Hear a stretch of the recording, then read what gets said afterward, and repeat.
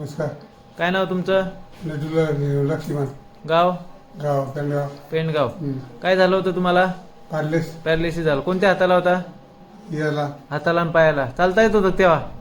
चालते नाही. तेव्हा चालता येत होतं नाही का? ना. उचलून आणलं होतं ना. आता चालताय का? चालून दाखवा.